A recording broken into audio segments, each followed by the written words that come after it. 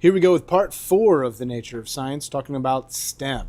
Now, parts 1 and 2 of The Nature of Science dealt with math and the science. But we haven't really talked much about the technology or engineering, so let's take a look at T, technology. Now, technology is simply the application of science to improve the quality of life.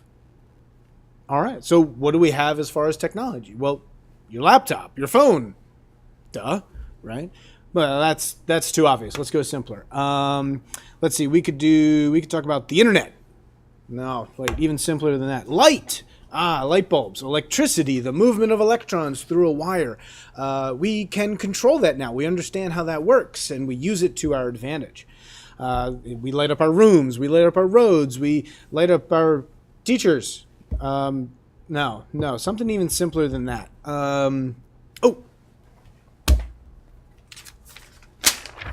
Paper.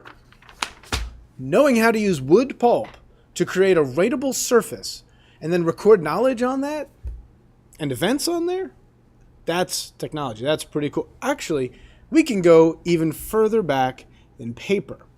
This is from Wikipedia. This is a list of some of the very earliest technologies, which is quite remarkable. The farthest back right there is the Olduvai stone technology, scrapers and butchers to scrape dead animals. That sounds like fun. Stone technology, 1.6 million years ago, with a hand axe. You've got fire. Oh, there we go. That's what I was looking for, fire. I actually thought, hey, I bet you fire was the first technology. And that was 1.5 million years ago. But even before that, we have some stone technology. Clothing, stone tools, domestication of animals.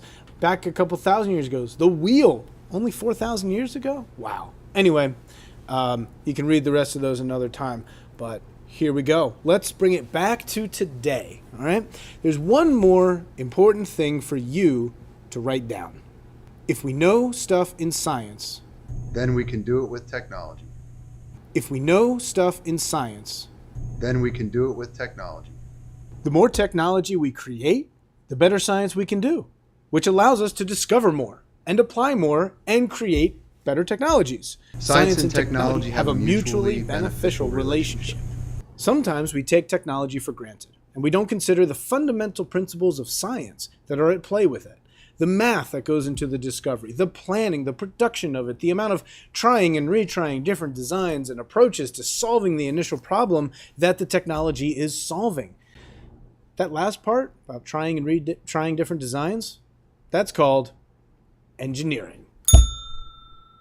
But what is engineering? Let's define engineering by looking at the difference between a scientist, hey, and an engineer. Hey. They're closely related, but they're still distinct fields with different goals. As an engineer, I focus on modifying the world to meet human needs and wants. And as a... really? Do I have to wear the lab coat? You know, we really don't wear them all that often. Yes, you do. It's just a visual to help my learners distinguish between the two of you. But I don't wear a lab coat, like, ever. Just go with it, would you? Please, I know it contributes to the ridiculous stereotyping of your occupation, but just for now, please. Fine. Safety glasses too? Really? And an Erlenmeyer flask? Do I have to hit every stereotype? Alright, anyway. As a scientist, I focus on studying the natural world to more deeply understand how things work. It's actually really cool, and no lab coat or safety glasses necessary, unless you actually need them and you're testing chemicals and stuff. Both engineers and scientists conduct research to better understand problems. They use models to understand complex systems. They argue from evidence to support design plans or hypotheses.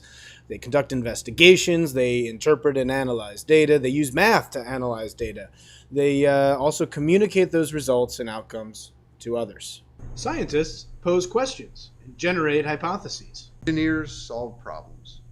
Scientists interpret data, and they construct explanations. Engineers design solutions and troubleshoot, and engineering designs are informed by scientific knowledge. and advances in science are made feasible by technology created by engineers. And that brings this all together, folks. No matter where you are in STEM, you're going to have to know all of those letters. If you're a scientist, you're going to have to know how to apply technologies. And you're going to have to engineer some things to make your experiments go well. And you're going to have to use math to prove your point. And if you're creating technologies, well, you're going to have to be able to engineer some solutions. You're going to have to use the math to back you up. And you're going to have to understand the basic science behind your technology. Otherwise, you won't be able to work on it very well. If you're an engineer, you're going to have to, well, know the basic science to help you solve the problems you're trying to solve using the technology that you have. And it'll all become more accurate and more easily attainable when you use the right math. And if you're a mathematician, okay, that's a little less clear. If you're a mathematician, you're going to have to engineer different programs and such to do what you want them to do with the numbers. And that's the technology that you're going to use, probably an Excel spreadsheet or some other thing. And it's good to know the basics of science so that maybe you're called upon to do some mathematical modeling for some sort of procedure or something that has to do with science. You're ready to go. Folks, STEM, if you're in anywhere in the STEM field, you're going to have to use all of science, technology, engineering, and math.